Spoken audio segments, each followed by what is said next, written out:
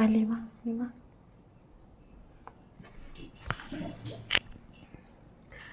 Subhanallah, subhanallah, subhanallah, alhamdulillah, Allahu akbar.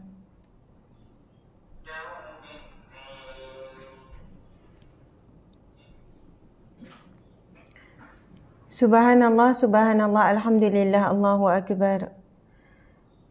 Subhanallah, alhamdulillah, Allahu akbar. Subhanallah, alhamdulillah, Allahu akbar. Subhanallah, alhamdulillah, Allahu akbar. Ustaz, tolong jap ni. Subhanallah, alhamdulillah, Allahu akbar. Subhanallah, walhamdulillah, wa la ilaha illallah, wallahu akbar.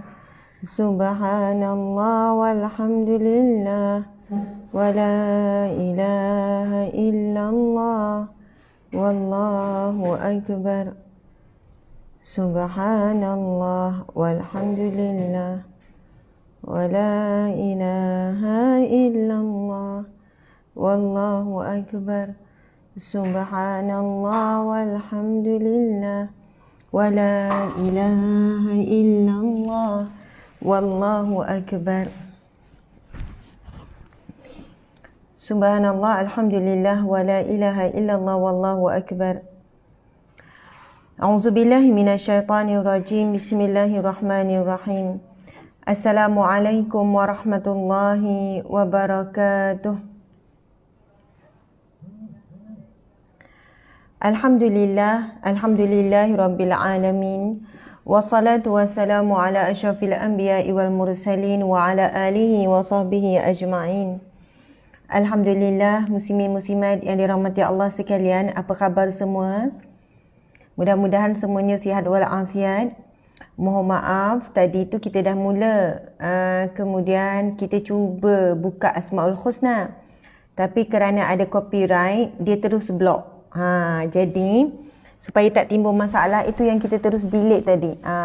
Memang kita kena block, lepas tu kita terus keluar dan kita delete dan kita mulakan balik. Jadi sama-sama kita mulakan dengan Al-Fatihah. A'udzubillahi minasyaitonirrajim. Bismillahirrahmanirrahim. Alhamdulillahi rabbil alamin. Ar-Rahmanir-Rahim. Maliki yaumiddin. Iyyaka na'budu wa iyyaka nasta'in. Ihdinas siratal mustaqim. صراط الذين أنعمت عليهم غير المغضوب عليهم ولا الضالين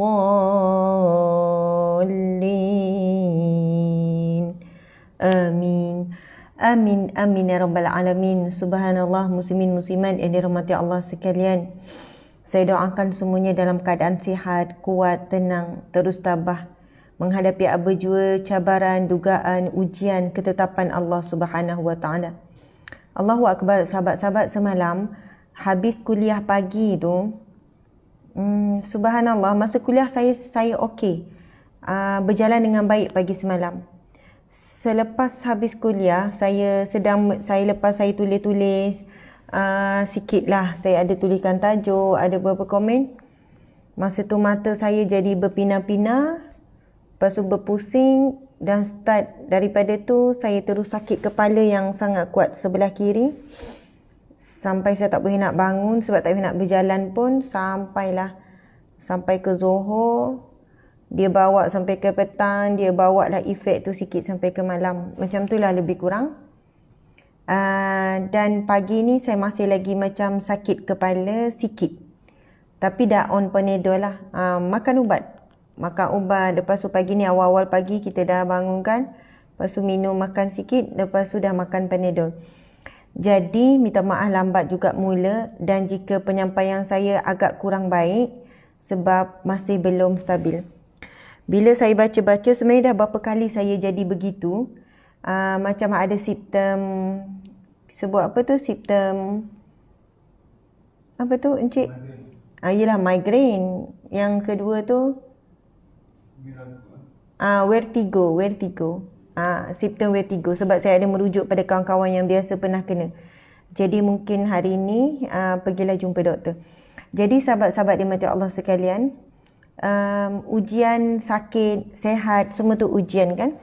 Bila sakit, subhanallah, dia punya sakit kepala tu macam kita nak hentak-hentak kepala ke dinding. Macam tu lah kita akan ni. Makan Panadol semua memang dah tidak mengurangkan. Antara zikir yang saya baca iaitu Bismillahirrahmanirrahim. Wa idza maritu fahuwa yashfin. Wa idza maritu fahuwa yashfin. Dan apabila aku sakit, Allah lah yang menyembuhkanku. Subhanallah, ulang sampailah boleh terlelap. Sebab sakit tu membuatkan kita memang tak boleh nak buat apa-apa. Tapi ajaibnya, bila kita sakit dan kita mengharap supaya Allah hilangkan rasa sakit tu, dengan Allah boleh tidurkan kita. Maksud tengah sakit-sakit kuat tu memang tak boleh nak buat apa, nak berjalan pun tak boleh. Wa idza maritu fahuwa yashfin. Ya Allah, sesungguhnya Engkau lah yang memberikan aku sakit. Ya Allah, sesungguhnya aku sakit dan Engkau lah yang menyembuhkanku. Ulang. Fokus kepada doa tu membuatkan kita lupa sekejap. Nak kata lupa tu, Allah lah yang memberikan rasa lupa sekejap dan boleh tertidur. Dan bila bangun tu lega sikit. Macam tu lah. Subhanallah, Allahu Akbar. Sahabat-sahabat dimati Allah sekalian, macam beberapa minggu yang lepas kan, ada seorang manusia, seorang insan yang, minta maaf saya sebut perkara ni pagi-pagi, bukan tujuan untuk trigger ke apa, yang kes bunuh diri tu kan. Ada seorang lelaki, kita tak tahu Muslim ataupun bukan, rasanya non-Muslim, rasanya bukan Muslim. Sebab tengok daripada gaya cara tu, wallahualam, yang menggantungkan diri di jejantas tu, dikatakan umur lebih kurang dari 60 lebih, masih warga emas, yang disahkan COVID. Kemudian wallahualam macam mana, tapi dia tak tahan dengan rasa sakit, sesak nafas, sakit kepala, semua tu. Jadi dia mengambil keputusan untuk bunuh diri. Sahabat-sahabat dimati Allah sekalian, bila saya kena sakit sikit macam tu, sikit je saya kena semalam tu kan, berpinah, tak boleh nak bangun. Saya cuba bangun katil, saya jatuh. Lepas tu rasa macam berpusing, kita cuma kena duduk. Maksudnya subhanallah, saya bayangkan masa tu, kalaulah betul tak ada iman, maksudnya bukan saya bayangkan diri saya, memang boleh berlaku kepada non-Muslim. Maksudnya bukan saya kata non-Muslim semua begitu. Bayangkan kalau mereka tidak ada kekuatan iman, kebergantungannya. Kita sebab kita ada kebergantungan kepada Allah. Allah, ya Allah, ya Allah, ya Allah. Rasa macam ketika tu, ialah suami saya pergi kerja dan sebagainya, pagi semalaman. Lepas tu, kita masa tu tak ada siapa yang boleh tolong kita, yang untuk kita kekal dalam keadaan stabil. Kita sebut Allah, Allah, ya Allah, ya Allah, ya Allah, tolong aku, ya Allah, tolong, ya Allah. Maksud kita nak berpusing, tak boleh nak bangun kan, ya Allah, ya Allah. Dengar suara anak luar pintu kan, panggil Umi, yang kecil tu panggil Umi, nangis-nangis kan. Jadi kita nak pergi buka pintu, rupanya kita tak nak bangun lagi. Tapi subhanallah, Allahus Samad, Allah sebaik-baik tempat bergantung. Kita baca dalam Qul Huwallah kan, Allahus Samad, Allahus Samad, Allahus Samad. Kita sebut Allah tempat bergantung, hanya kepadamu tempat aku bergantung. Jadi Masya Allah, masa sebut tu, kita rasa nikmat, kita rasa manis tuan-puan sekalian. Kita mengalirkan air mata masa sebut tu. Allahus Samad, Allah lah tempat bergantung.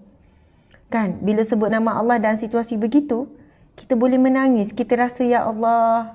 Dan kita tahu kita bergantung kepada yang maha kuasa, yang maha kuat, yang maha hebat, yang maha menyembuhkan. Bila sebut Allahus Samad, sahabat-sahabat sekalian, subhanallah, surah Al-Ikhlas itu surah yang sangat hebat. Saat itu kita memang ikhlas menyebut nama Allah. Saat sakit macam tu tuan-puan sekalian, saat kita tak boleh nak, subhanallah, sebelum suami saya pergi kerja, keluar pergi ke pejabat, memang dia bantu untuk hilangkan urut. Lepas tu, tapi sebab ada urusan yang dia perlu pergi juga, walaupun dia urut tak mengurangkan, faham tak? Sebab sakit tu terlalu kuat sebelah kiri. urut-urut saya kata, ya Allah, memang tak kuat, Allah tak izinkan. Sebenarnya tuan-puan sekalian, Masya Allah, bila saya kata tak apa bang, abang pergi. Tak apa, faham sebab dah ada janji apa semua kena urgent. Saya kata boleh. Dan selepas itu, subhanallah, kita tahu, sebelum tu kita suruh, kita macam paksa dia, tolong tekan, tolong urut, tolong ni kan. Lepas tu bila dia pergi, kita tahu kita seorang, hanya Allah yang mampu menguatkan, menyembuhkan. Lepas tu sebut Allahus Samad, Allah tempat bergantung. Sahabat-sahabat yang minta Allah sekalian, surah Qul Huwallah, surah Al-Ikhlas, dia tak ada dalam perkataan surah Qul Huwallah itu perkataan Al-Ikhlas. Tapi nama surah itu diberikan oleh Allah Subhanahu Wa Taala melalui malaikat Jibril.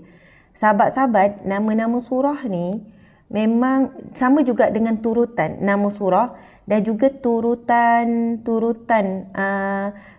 apa kita sebut, turutan surah kan. Permulaannya surah kan dimulakan dengan Al-Fatihah, kemudian Al-Baqarah. Lepas Al-Baqarah surah apa? Lepas Al-Baqarah surah Ali Imran, lepas tu surah Al-Maidah, lepas tu surah An-Nisa. Subhanallah, sahabat-sahabat, turutan surah ni bila dah selesai, tengok tudung pun tak elok. Selepas dah selesai turun 30 juzuk Al-Quran, malaikat Jibril mendatangi Nabi SAW untuk menyusun surah. Sebab itu susunan surah ni juga daripada Allah melalui malaikat Jibril. Begitu juga dengan penamaan surah. Jadi bila surah Al-Baqarah, memang dalam surah itu ada perkataan Al-Baqarah. Bila surah Ali Imran, dalam surah itu ada perkataan Ali Imran.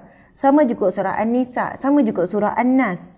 An-Nas, sebab apa? Ada surah, ada perkataan An-Nas. Al-Falaq. Tapi bila kita merujuk beberapa surah di dalam Al-Quran, contohnya surah Al-Ikhlas, tak ada perkataan ikhlas. Tetapi, kenapa dinamakan Al-Ikhlas? Dan kenapa surah Al-Ikhlas, tuan-puan sekalian, dalam hadis yang sahih Nabi SAW sebut, sesungguhnya Qul Huwallahu Ahad 1/3 Al-Quran. Kan, bila baca 2 kali, sama dengan 2/3 Al-Quran. Dan kalau baca 3 kali, sama dengan 3/3 Al-Quran. Sebab dalam Al-Quran, tuan-puan dan mata Allah sekalian, 30 juzuk Al-Quran, dia mengkisahkan tentang apa? Supaya tentang bab akidah, tentang bab ibadah dan tentang bab akhlak. Subhanallah. Dan tiga-tiga elemen penting dalam isi kandungan Al-Quran ini ada dalam surah Al-Ikhlas. Subhanallah. Dan siapa yang mencintai dan beramal dan memahami, mentadabbur, menghayati surah Al-Ikhlas, insya-Allah kita akan menjadi orang yang ikhlas. Ikhlas terima sakit yang Allah beri. Ikhlas terima ujian Allah. Ikhlas menerima ketetapan Allah. Dan ikhlas ketika meminta dengan Allah. Ikhlas ini asal perkataan tuan-puan sekalian. Ikhlas, kita sebut ikhlas. Itu kan bab yang pertama. Orang Arab, kalau dia selesai buat kerja, dia sebut khalas. Okey, dah siap-siap masak, khalas. Dia sebut khalas. Kalau kita siap masak, alhamdulillah siap, kita boleh tutup api, kita pun boleh rehat sekejap. Bahasa Arab, selesai ni khalas. Selesai ni maksudnya selesai sungguh-sungguh. Tak payah fikir dah selesai dah. Dah tutup dan ni tunggu nak makan je, boleh rehat. Maksud ikhlas antaranya adalah selesai. Maksud selesai adalah settle dan kita tak payah fikir lagi. Kalau kita memberi sedekah, ikhlas. Kita tak fikir dah sedekah kita tu. Bila kita minta doa dengan Allah, khalas, selesai. Minta sungguh-sungguh, yakin sungguh-sungguh, lepas sungguh-sungguh. Tapi ada di kalangan kita yang minta, ya Allah berikanlah aku kesembuhan ya Allah. Tapi dah waktu yang sama, dia belum selesai redha dengan ketetapan Allah yang dia sakit. Sebab itu bila kita sakit kan, subhanallah, redha sungguh Allah bagi kita sakit. Bukan kita kata, kenapa tiba-tiba sakit? Kenapalah aku sakit? Macam mana aku boleh sakit? Subhanallah. Subhanallah, Allahu Akbar. Bila kita sakit, Allah sedang menguji kita beberapa perkara. Redha tak dengan sakit ni? Dan kamu bergantung penuh tak dengan Allah? Ikhtiar, saya makan ubat. Makan ubat, ikhtiar. Masya Allah. Tapi tetap sakit dan tidak berkurang sakit. Kalau sakit kepala biasa tu tuan-puan sekalian, makan Panadol Activus, dia boleh kurang. Tapi bila datang sakit macam semalam, saya tahu, sebab saya dah beberapa kali kena, dia makanlah Panadol, makan apa pun memang dia tidak mengurangkan. Masya Allah. Dan paling kurang 4 jam. Sakit dia paling kurang 4 jam, 5 jam. Subhanallah, mula-mula ya Allah ku redha, ya Allah, kau takdirkan aku sakit tiba-tiba. Sakit, mata berpinar, tak boleh nak bangun, sakit, redha. Lepas tu, ya Allah, kan, sahabat-sahabat dimati Allah sekalian, bila saat kita seorang-seorang dan kita hanya minta tolong dengan Allah, Allahu Samad, engkau tempat bergantung ya Allah. Wa idza maritu fahuwa yashfin, ketika aku sakit ya Allah, apabila aku sakit engkau lah yang maha menyembuhkan. Itu doa Nabi Ibrahim alaihissalam. Dan apabila aku sakit engkau lah yang maha menyembuhkanku ya Allah. Indah sangat doa tu. Ustaz boleh cari tak doa tu? Nak tahu ayat surah mana, kemudian nak baca terjemahan, saya nak tulis sahabat-sahabat. Dan doa tu memang sangat melegakan. Dan itulah doa yang saya selalu dengar arwah ayah saya sebut. Bila sakit dia terlampau, dia ulang-ulang ayat tu. Arwah ayah saya diuji Allah dengan kanser yang jarang sangat berlaku. Dan kalian pun jarang sangat dengar. Ayah saya diuji kanser esophagus. Kanser saluran makan tuan-puan sekalian. Saluran makan. Masya Allah, kanser ni biasanya jarang sangat berlaku. Biasa kalau orang minum arak ataupun isap rokok, doktor kata. Tapi ayah saya tak isap rokok. Memang tak minum arak, subhanallah. Allahu Akbar. Dan doktor pelik, itu ujian dan takdir Allah untuk arwah ayah saya. Apa yang berlaku, ayah saya perlu menempuh, subhanallah, perlu menempuh operation selama 12 jam. Operation yang sangat lama. Operation tu melibatkan potong saluran makan. Maksudnya dia kena potong bahagian atas. Ni arwah ayah saya cerita. Potong saluran makan, maksudnya dia kena belah bahagian atas ni. Dia perlu dipotong saluran makan dia. Tuan-puan sekalian, kalau kita minum air terlentang pun, air akan masuk. Kalau kita makan kerepek ke apa, sambil terlentang pun, makanan tu akan sampai ke perut. Bahkan bila kajian dibuat, kalau kita makan kepala ke bawah, kita telan-telan pun, makanan akan pergi juga ke perut. Sebab saluran makan yang Allah ciptakan pada kita ni sangat hebat. Sebab dia boleh grab makanan kita tu, grab sampai ke perut. Ada saluran ni dia grab makanan. Tapi arwah ayah saya meninggal 3 tahun yang lepas, bulan Ramadan, Jumaat malam Ramadan, 10 Ramadan, ayah saya meninggal dunia. Setelah bertarung dengan kanser lebih kurang 1.5 tahun, hampir 2 tahun. Subhanallah, ayah saya sebelum tu sihat walafiat, tak ada masalah apa-apa. Tapi masa tanda-tanda tu, bila makan tersedak, kerap sangat tersedak. Dan tersedak bukan biasa, sampai tersedak yang teruk. Rupanya dah ada kanser di tengah ni. Operation tu, belah sebelah sini, ada 3 kena belah. Satu lagi kena paru-paru, kena belah juga. Sebab ketika tu, satu paru-paru dimatikan. Macam mana entah, jadi kena belah juga bahagian paru-paru. Arwah ayah saya kena belah juga. Paru-paru masa tu tak ada masalah lagi. Tapi kena belah sebab paru-paru itu perlu diberikan bantuan supaya mengepam. Ada sebab operation tu perlu melibatkan paru-paru dibelah juga. Kemudian satu lagi kena belah adalah perut. Bayangkan sekali operation 3 bahagian perlu dibelah. Perlu dibelah 3 bahagian. Bahagian leher, bahagian paru-paru dan bahagian perut. Dan saluran makan ayah saya dibuang. Subhanallah, bayangkan dibuang saluran makan dalam tempoh tertentu. Kemudian perut arwah ayah saya disambung sampai ke leher. Kita perut kan bentuk macam ni kan tuan-puan sekalian. Tetapi perut ayah saya dah separuh hilang dan dijadi panjang. Dan dah tak ada perut. Subhanallah, Allahu Akbar. Dan setelah setelah habis operation, berapa lama tak dibenarkan makan normal. Tak dibenarkan makan normal, hanya susu masuk melalui hidung dan sebagainya. Dan ada satu ketika, arwah ayah saya balik, doktor benarkan. Selepas berapa lama operation, setelah sekian lama, ayah saya dibenarkan bawa balik ke rumah. Dan ada keadaan arwah ayah saya sakit yang terlampau dahsyat. terlampau dahsyat. Sebab bayangkan kalau saya dulu saya ingat bila saya operation perut sebab Caesar bersalin, masa tu pun dah dahsyat sangat bila hilang ubat tahan sakit hilang, kita mengalami sakit yang sangat dahsyat menahan. Bayangkan ketika tu arwah ayah saya belah paru-paru, belah leher sebab nak potong saung makan atas ni, dibelah bahagian sini, kemudian dibelah juga perut, 3 bahagian yang besar dibelah. Dan dibuang organ yang penting iaitu saluran makan, kemudian dalam bahagian tu disambung perut sampailah ke atas terus. Jadi perut disambung ke atas. Saya tak boleh bayangkan perubahan yang berlaku. Dan sampai satu keadaan yang mana setiap kali arwah saya tak boleh makan, bila minum air walaupun satu titik, sikit saja, dia akan mengalirkan air mata kerana dia kata sakit yang teramat. Sakit yang teramat, tidak boleh nak minum walaupun satu titik air. Dan subhanallah, bila sakit dia dah terlampau sakit, bila di rumah dibawa ke hospital kembali, rupanya ada masalah, bukan masalah, ada kecuaian sedikit. Ubat yang sepatutnya ayah saya makan tidak diberikan, tidak dibekalkan. Rupanya ubat itu adalah painkiller yang tahap paling maksimum kerana kesakitan arwah ayah saya kalau dia lalui memang amat sakit. Rupanya tertinggal ubat tu, tertinggal. Sampai doktor kata, macam mana kamu boleh bertahan berapa hari tanpa ubat ni? Sebab kalau manusia lain memang menggelupur sakit yang sangat teruk. Masa tu baru kami tahu sebab apa kesakitan ayah saya masa tu, bila sakit sampai mengalir air mata, sampai sakit yang teramat sangat, sehingga kami menyebutkan, maksudnya soalahnya, ya Allah, saya tak boleh bayangkan. Doktor macam terlalu hairan bagaimana kalau orang lain mungkin sekali sakit tu datang dah tak boleh tahan.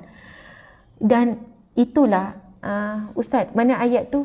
Sebab saya bimbang saya ni. Dan inilah doa yang saya selalu dengar arwah ayah saya sebut, subhanallah, iaitu surah Ashura. Betul tak ini doa Nabi Ibrahim AS? Itu yang minta tolong carikan. Subhanallah, iaitu surah Ashura ayat 80. Wa iza maritu fahuwa yashfin. Ustaz tolong cari Ustaz. Wa iza maritu fahuwa yashfin. Saya tak silap ini doa Nabi Ibrahim, iaitu surah Ashura ayat 80. Wa iza maritu fahuwa yashfin. Subhanallah. Itu adalah doa seorang Nabi. Subhanallah. Ya, sama dialami oleh ayah saya. Ada yang sebut cuai sekali dok. Subhanallah, saya tak pasti di bahagian doktor ataupun di bahagian farmasi. Sebab masa tu kita balik bawa ubat kan. Subhanallah. Saya rasa bahagian farmasi tertinggal satu ubat. Jadi bila bawa jumpa doktor, doktor kata, ya Allah, ubat ni tak boleh tinggal. Dos obat ni memang tak boleh tinggal. Sebab itu ayah kamu terlalu sakit. Dan sebab itu dibawa semula ke hospital. Maksudnya sakit, doktor ni ada kajian. Bila sakit macam ni, dia melepasi kadar sakit manusia. Boleh menanggungnya. Jadi masa tu saya fikir, macam mana ayah saya boleh menanggung yang mana doktor kata, kesakitan ayah kamu sebenarnya tak boleh ditanggung oleh manusia. Lepas operation yang 3 meja kena belah, dalam keadaan sekian-sekian, dalam keadaan gini. Dan saya lihat bagaimana ketika sakit yang teramat, ayah akan ulang. Wa iza maridtu fahuwa yashfin. Subhanallah. Dan apabila aku sakit, engkaulah yang menyembuhkanku. Masya Allah. Tuan-puan dan mati Allah sekalian, cuba tuan-puan sekalian. Kita usaha makan ubat dan sebagainya. Bila terlalu sakit sangat, ataupun kalian ada yang diuji COVID dan sebagainya, sebut-sebut. Itu doa Nabi mana, Ustaz? Wa idza maritu fahuwa yashfin. Sahabat-sahabat, tim pendidikan, takkan tak jumpa ya. Itu doa seorang Nabi. Wa idza maritu fahuwa yashfin. Boleh Google. Ustaz tolong Google. Siapa yang tahu doa itu Nabi mana? Saya tak ingat. Surah Ashura ayat 80. Surah Ashura ayat 80. Maksud dia, wa idza maridtu, dan apabila aku sakit. Indah sangat doa dia. Maksud dia, wa idza maridtu, apabila aku sakit. Fa huwa yashfin, dan dialah yang maha menyembuhkan. Bila kita ulang-ulang, kita rasa lega. Sahabat-sahabat dimati Allah sekalian.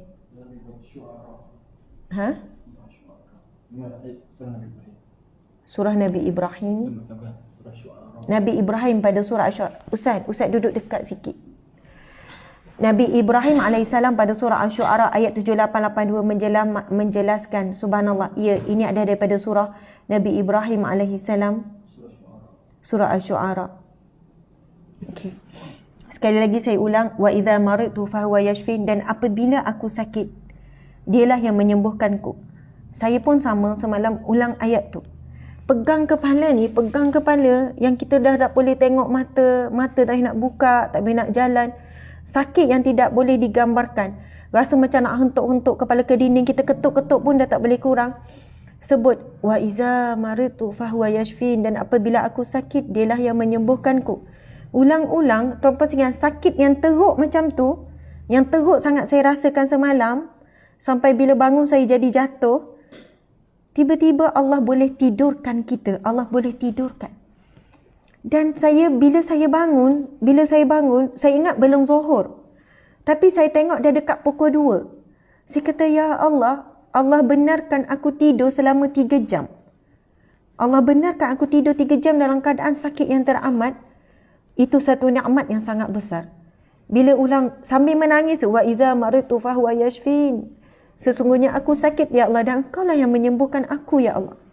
Allahus Samad, Engkau lah yang tempat berlindung, ya Allah. Engkau lah tempat aku bergantung. Tuan-puan dimati Allah sekalian. Dan masa tu saya rasa nikmatnya Allah berikan kemanisan bergantung kepada Allah Subhanahu Wa Taala, walaupun melalui jalan sakit, tapi nikmat, tuan-puan dimati Allah sekalian. Nikmat, masya-Allah. Allahu Akbar, subhanallah. Jadi itu antara ilmu pengajaran sahabat-sahabat, kita boleh kongsikan doa ni, masya-Allah. Allahumma salli ala Sayyidina Muhammad wa ala ali Sayyidina Muhammad. Salawat dan salam buat junjungan agung Nabi Muhammad sallallahu alaihi wasallam. Tuan-puan yang dirahmati Allah sekalian, arwah ayah saya selepas dalam satu keadaan dia boleh makan, boleh minum, tapi jumlah yang sangat sedikit sebab dia dah tak ada perut. Perut telah disambung ke atas. Tak lama kemudian kansernya berlarutan. Dia pergi pula kepada kanser paru-paru.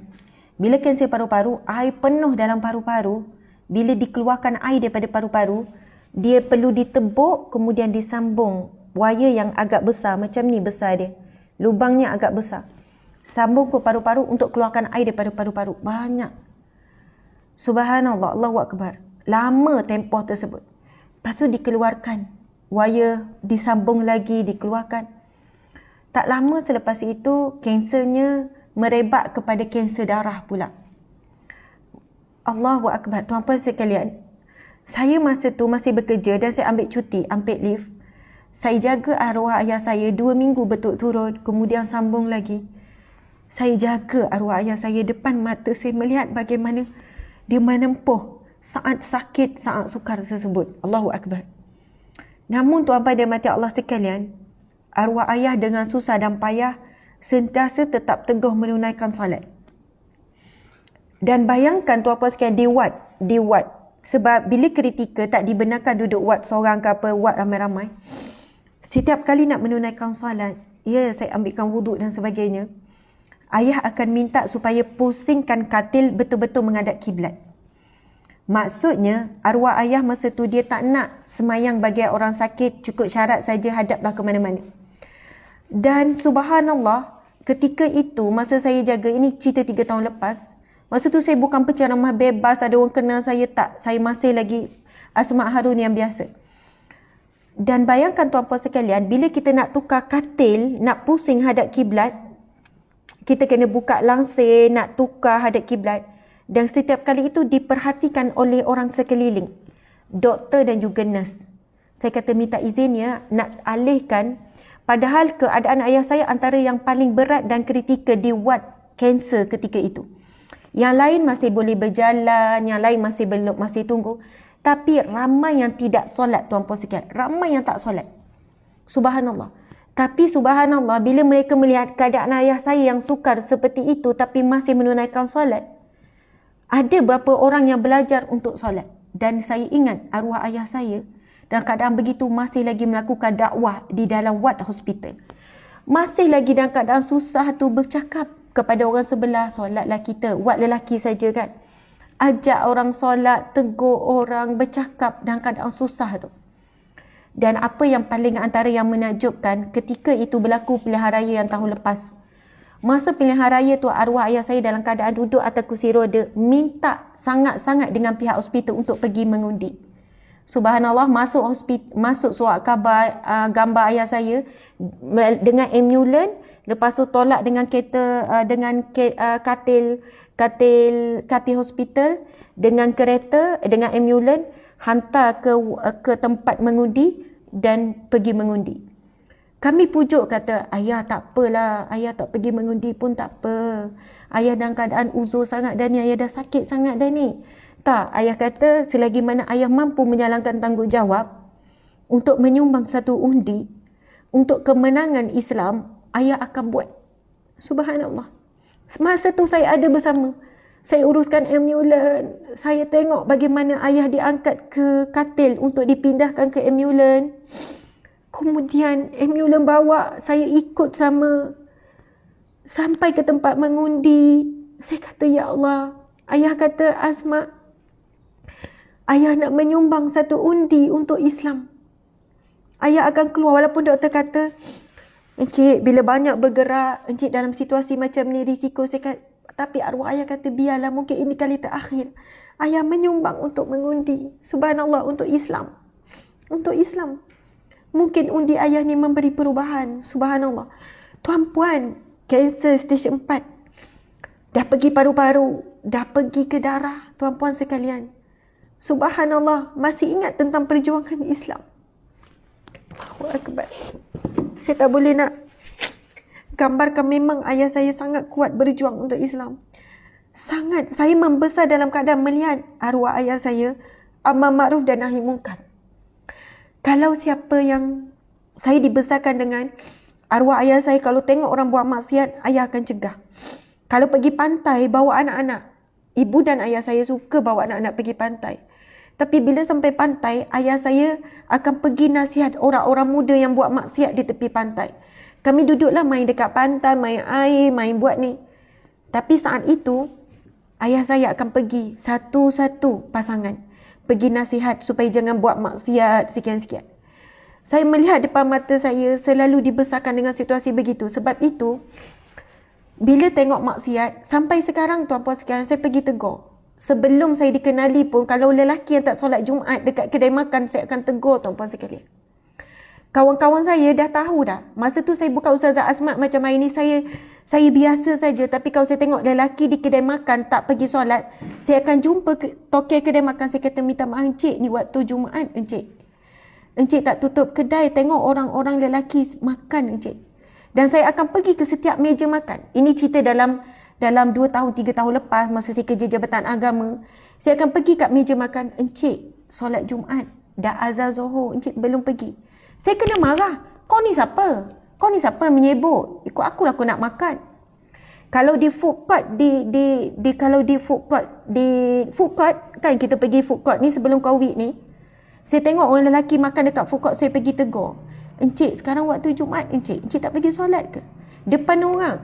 Sebab apa? Saya memang dibesarkan melihat arwah ayah saya buat kerja nahi mungkar. Tegur orang. Saya daripada kecil, bila solat Jumaat, kan orang lelaki pergi, orang kampung pergi. Tapi ada budak-budak lelaki nakal, duduk atas, ni masa saya sekolah rendah. Duduk atas, diorang lepak, diorang tak pergi semayang, diorang menipu mak ayah kan. Budak-budak remaja, lelaki, diorang duduk atas motor, duduk ramai-ramai. Sebab apa? Saya tengok kot tingkap. Bila dah selesai semayang, diorang pun balik, pakai baju Melayu. Macam diorang tipu mak ayah. Saya akan pergi tegur dalam keadaan takut-takut. Saya bertempik daripada tingkap rumah. Saya kata, solat. Sebab itu yang diajarkan oleh ayah saya. Buat kerja, jangan amar makruf saja, nahi munkar. Tuan-puan dimati Allah sekalian, arwah ayah saya masa tu pergi juga mengundi. Tak lama selepas tu, 1 bulan ke 2 bulan, masuk surat khabar, gambar dengan ambulans. Memang dah ni. Subhanallah, Allahu Akbar. Saya menangis, saya minta. Saya kata, ayah, insyaAllah ayah sihat. Keajaiban boleh berlaku, insyaAllah ayah sihat. Kemudian tuan-puan dimati Allah sekalian, ayah saya pernah kata, bila saya sebut, insyaAllah Allah akan sembuhkan ayah, insyaAllah Allah akan makbulkan doa kita. Masa tu ayah tegur saya. Ayah kata, Asma, Allah memang makbulkan doa ayah. Allah makbulkan doa Asma. Allah makbulkan doa mak. Allah makbulkan doa kita semua. Asma jangan cakap Allah tak bagi ayah sehat, Allah tak makbulkan doa kita. Saya kata kenapa ayah? Kita minta dengan Allah ayah sehat, tapi Allah beri, ayah semakin sakit. Subhanallah, arwah ayah saya dikenali di Terengganu. Para alim ulama mengenali beliau. Tok-tok guru datang turun ziarah. Alim ulama turun ziarah, mendoakan. Banyak masjid di Terengganu mendoakan untuk arwah ayah saya. Lepas tu bila ayah saya kata Asma, semua minta ayah sembuh. Tapi Allah uji kita semua. Allah uji ayah. Ayah bukan semakin sembuh, tapi ayah semakin sakit. Daripada kanser ini, pergi kepada kanser ini, sampai ke kanser ini. Tapi Asma, inilah caranya. Allah makbulkan doa kita semua. Allah bukan makbulkan dengan kita minta. Tapi Allah makbulkan dengan cara Allah. Bukan dengan kehendak kita, tapi Allah makbulkan dengan kehendak Allah. Kemudian arwah ayah saya baca ayat. Wa asa an takrahu syai'an wa huwa khairul lakum. Boleh jadi apa yang kita tak suka, apa yang kita benci, apa yang kita tak suka ini, ia baik bagi kita.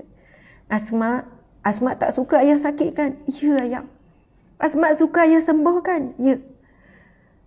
Tapi baca ayat seterusnya. Ayat kata, wa asa an tuhibbu syai'an wa huwa syarrul lakum. Boleh jadi apa yang kamu suka, apa yang kamu nak itu buruk bagi kamu. Asma, boleh jadi apa yang Asma suka, ayah sembuh, ayah sehat. Apa yang semua orang suka, apa ayah sendiri pun nak ayah sehat. Tapi ia buruk bagi kita Asma. Mungkin ada keburukannya. Wallahu ya'lamu wa antum la ta'lamun. Allah maha mengetahui, kamu tidak tahu apa-apa. Subhanallah. Allahu Akbar. Bila ayah saya sebut macam tu, saya kata, ya ayah. Betul kan? Bila kita ada iman, seburuk apa pun keadaan kita, bila kita ada iman, seteruk apa pun keadaan kita, kita masih lagi merasakan nikmat, kita masih merasakan indah, kita boleh bahagia. Sebab itu, subhanallah, kami menyaksikan bagaimana Allah menguji arwah ayah dengan sakit yang sangat berat, tuan-puan dimati Allah sekalian. Namun dia tetap teguh mendirikan solat, tidak pernah tinggal. Tidak pernah tinggal, tuan-puan sekalian. Bahkan, bayangkan tuan-puan sekalian, arwah ayah saya meninggal bulan Ramadan, hari Jumaat. Bulan Ramadan, 10 Ramadan, Jumaat malam. Allah pilih waktu yang sangat indah. Dan bayangkan, arwah ayah saya dalam keadaan sukar begitu, masih lagi nak puasa. Masih lagi nak puasa dan hari-harinya melakukan sedekah.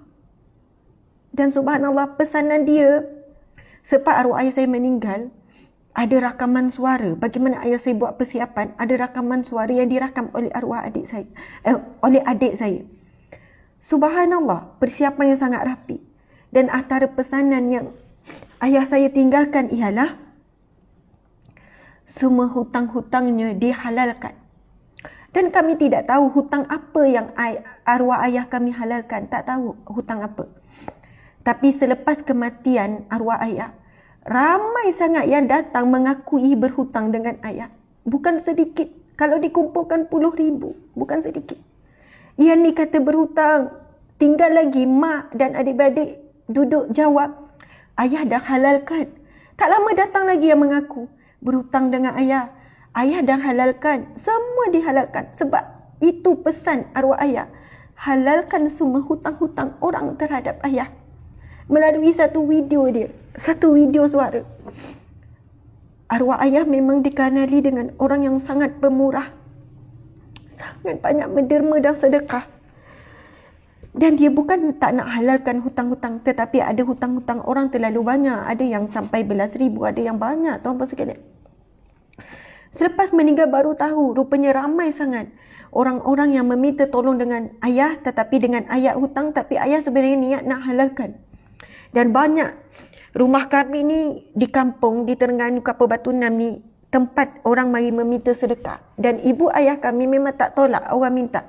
Rumah besar sebab orang berniaga. Tapi memang kami dibesarkan dengan selalu pengemis datang. Selalu orang susah mari bagi salam dan takkan balik tangan kosong. Mesti sedekah, mesti bagi. Saya tahu itu amalan besar arwah ayah yang suka melakukan sedekah. Saya kata, ya Allah, Allahu Akbar. Walaupun ayah telah meninggal, Tetapi ayah bebaskan hutang orang yang meminta tolong dan sebagainya, itu satu sedekah yang sangat hebat. Allahu Akbar, Masya Allah.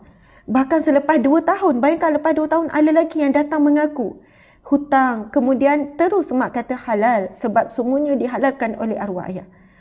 Subhanallah, Allahu Akbar, muslimin-muslimat, keadaan arwah ayah pergi dan keadaan arwah ayah bercakap beberapa patah perkataan dengan ibu, dengan mak. Masa tu mak dengan ayah ada, dan arwah ayah sempat bergurau sedikit. Boleh sempat bercakap dengan mak dalam keadaan nada yang bergurau, dengan nada yang bergurau. Ayah saya memang suka bergurau. Ayah saya sebut perkataan yang membuatkan mak saya tersenyum dan ayah saya pun tersenyum. Masa tu berdua, mak ayah hanya berdua. Sebab mak kata tak sangka ayah nak pergi dalam keadaan begitu sebab ayah boleh bercakap. Ayah cakap sikit, kemudian ayah macam senyum dan buat mak tersenyum. Ayah bergurau dan buat mak tersenyum. Lepas tu ayah pun senyum. Kemudian ayah ucap syahadah, ayah sebut nama Allah. Kemudian ayah pergi. Subhanallah. Ramadan tu apa sikit. Pada Jumaat malam, sempat lagi melakukan kebaikan menggembirakan hati si isteri. Dan ayah pergi di hadapan mata ibu saya. Masya Allah, Allahu Akbar. Tuan-puan dimati Allah sekalian, bila berlaku peristiwa kematian-kematian yang kita lihat, ada tanda-tanda kematian yang baik, kita ingat balik apa yang berlaku. Sekarang adalah musimnya orang diuji dengan sakit. Walaupun kita tak sempat nak baca perkongsian kita pada hari ini, tolong sampaikan kepada orang-orang yang diuji dengan sakit, COVID ke apa ke, bacalah antara ayat yang pendek yang diajarkan oleh Allah Subhanahu Wa Taala. Bila sebut firman Allah, ini adalah doa daripada Allah Subhanahu Wa Taala. Saya nak tuliskan sekarang, tuan-puan sekalian tengok ya. Ini dalam surah Asy-Syu'ara ayat yang ke surah Asy-Syu'ara ayat yang 80, bukan 20 Ustaz. Ayat 80, subhanallah. Okey, ini antara amalan arwah ayah saya sepanjang sakit. Tuan-puan sekalian, kita kan bila kita sakit, bukan cerita sakit je. Kita tengok Nabi para Nabi juga ramai yang sakit. Ustaz, saya ni. Okey. Para Nabi juga ramai yang sakit. Antara kisah sakit yang teramat iaitu kisah Nabi Ayub AS.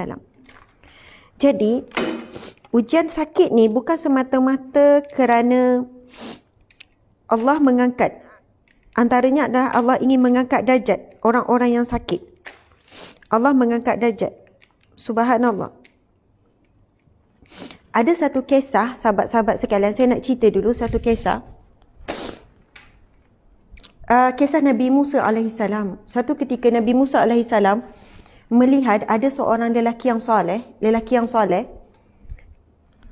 Dia diterkam oleh satu binatang. Nabi Musa AS melihat ada seorang lelaki yang soleh diterkam oleh binatang buas sampai terburai perut. Maksudnya mati dalam keadaan yang dahsyat. Kemudian Nabi Musa bertanya, ya Allah, kenapa orang-orang baik, orang-orang soleh, ujiannya berat, sakitnya teruk, kematiannya boleh berlaku dalam keadaan dahsyat begitu. Kemudian Allah menjawab persoalan Nabi Musa AS.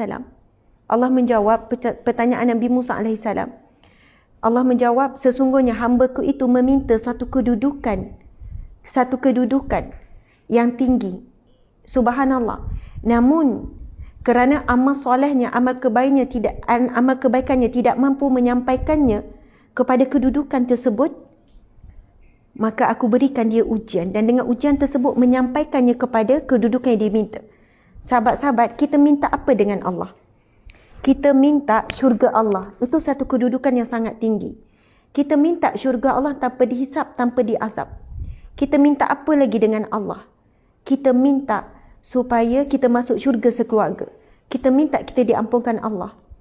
Dan apabila Allah melihat, subhanallah, apabila Allah melihat amal soleh kita tidak mampu menyampaikan kepada doa kita tersebut, lalu Allah berikan kita ujian. Dan saat kita diuji, contohnya diuji sakit, tuan-tuan puan sekalian, ramai sahabat Nabi yang mati dalam keadaan mayatnya sangat teruk. Sebab itu ada orang yang meninggal dalam keadaan aksiden, mayat teruk hancur lebur contohnya.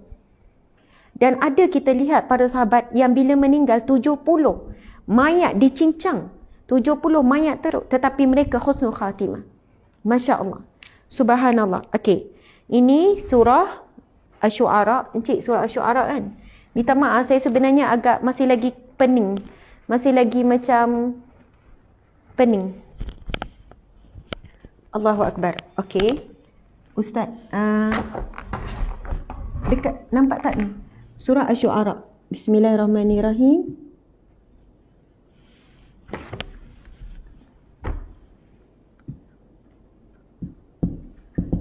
Surah Asy-Syu'ara. Ustaz, boleh tak nak pen tu? Pen ni tak jelas sebab mungkin dia baru. Tak, yang tu Ustaz. Saya nak jalan sebab saya rasa macam dizzy. Macam tu lah kan. Okey, bismillahirrahmanirrahim. Surah Asy-Syu'ara. Betul tak eja macam ni? Surah Asy-Syu'ara. Ayat 80. Kalau kita 80. Surah Asy-Syu'ara ayat 80. Bismillahirrahmanirrahim. Subhanallah. Saya tulis bismillah ya. Bismillahirrahmanirrahim. Allahu Akbar.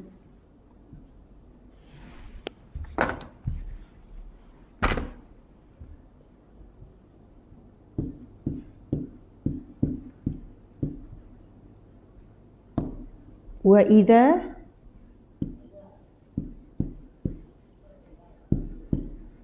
iza maridtu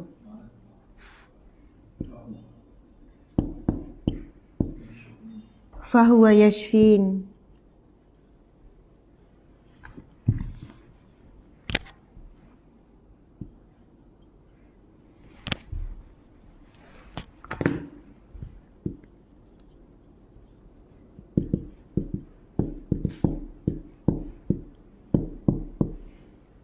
Betul tak yashfina?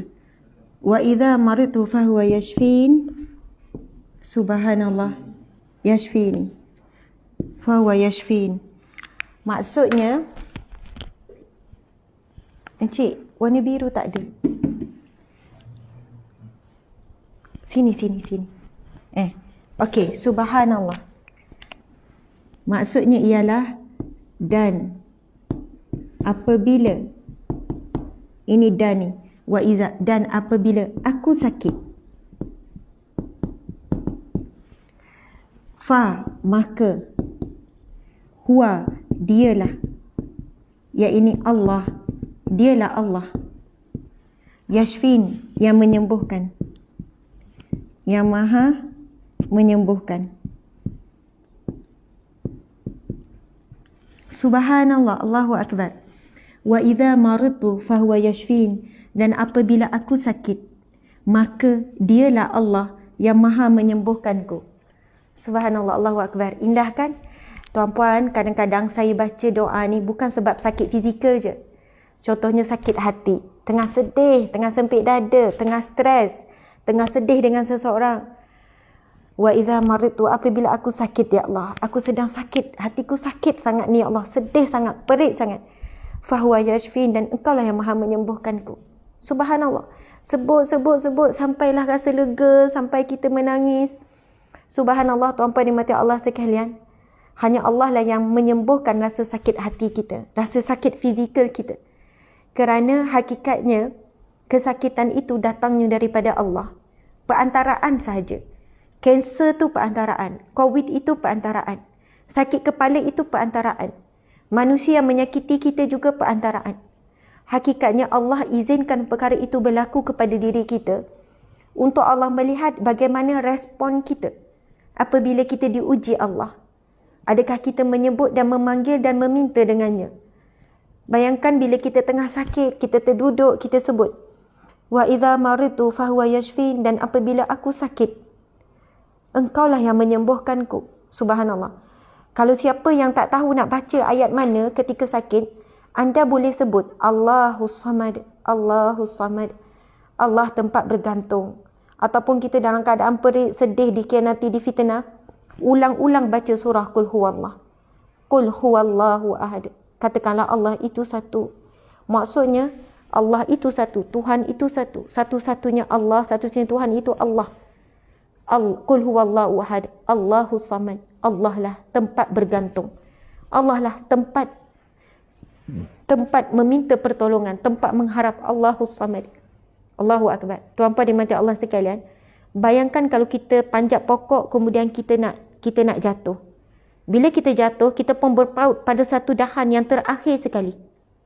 Dahan yang terakhir sekali. Dahan yang terakhir. Pokok tu pula tinggi. Dan kalau dahan tu patah, maksudnya kita akan jatuh sebab dah tak ada dahan lain dah. Masya Allah. Tuan-puan dimati Allah sekalian, kita kalau jatuh di pokok yang atas, contoh pokok yang tinggi lagi, kan? Contoh, ini contoh saja. Kita nak berhenti dah ni. Ini pokok. Ini saya bagi perumpamaan saja. Ada banyak dahan, ada banyak dahan, ada banyak dahan, ada banyak dahan. Kita pun jatuh. Kalau jatuh di sini, kita rasa okey, ada lagi pokok di bawah. Ada lagi dahan di bawah, ada lagi dahan di bawah. Kita jatuh kat sini. Lagipun kita masih berdiri, kemudian kita masih lagi ada dahan kat atas, lepas tu kita berdiri kat sini. Kan? Kita berdiri kat sini. Kita mesti rasa lega. Encik, dia orang nampak tak ni? Kita akan rasa lega kan bila duduk di sini. Betul tak kita rasa lega? Sebab apa? Kita rasa, lega. Sebab apa? Jatuh atas dahan ni, kemudian ada tempat berpaut pula kat sini. Lega. Kita kata, lega. Sementara tunggu bantuan, kita tunggu. Tiba-tiba, masa rasa lega ni, kita doa juga dengan Allah. Ya Allah, tolonglah ya Allah, tolong ya Allah, tolong ya Allah. Tapi masih ada rasa lega sebab ada lagi kayu dan ada tempat berpaut dan ada lagi dahan bawah ni. Ada lagi batang, ada lagi dahan bawah ni. Kita rasa lega. Kita panggil tolong, siapa-siapa, anyone tolong kan. Masya Allah. Kemudian tiba-tiba patahlah dahan ni, patah. Lepas tu atas ni pun patah, kita pun bertahan. Lepas tu kita jatuh, bertautlah pula di sini. Subhanallah, bertautlah pula di sini. Dan masa ni dah tak ada dahan apa-apa. Dan kemungkinan besar kalau jatuh tak tahulah selamat ke tidak. Masa ni tingkatan pergantungan kita kepada Allah jauh lebih tinggi berbanding ke atas ni. Mesti jauh lebih tinggi. Sebab apa? Dah tak ada tempat dah nak bergantung. Ini jelas tempat bergantung. Dan kemungkinan masa ni lah betul-betul nekat bulat pergantungan. Ya Allah, hanya kepadamu tempat aku bergantung. Ya Allah, hanya Engkau boleh tolong. Ya Allah, Engkau lah yang maha menyelamatkan. Ini, bila kita berada di pergantungan yang terakhir ni lah, baru betul-betul sepenuhnya, khalas, ikhlas sungguh-sungguh. Masa ni kita masih lagi rasa bergantung kepada dahan. Masih lagi rasa bergantung selamatnya kita ni sebab ada dahan kat bawah, ada dahan kat atas. Selamat ni tunggu lama sikit pun tak apa. Tapi bila dah sampai di sini, kita dah rasa tidak ada apa-apa yang boleh menyelamatkan kita kecuali Allah. Allah berkuasa menguatkan dahan ni. Walaupun dahan ni mungkin lebih halus daripada atas ni. Allah maha berkuasa. Masa ni bulat sungguh kita mohon tolong dengan Allah. Allahu Akbar. Subhanallah.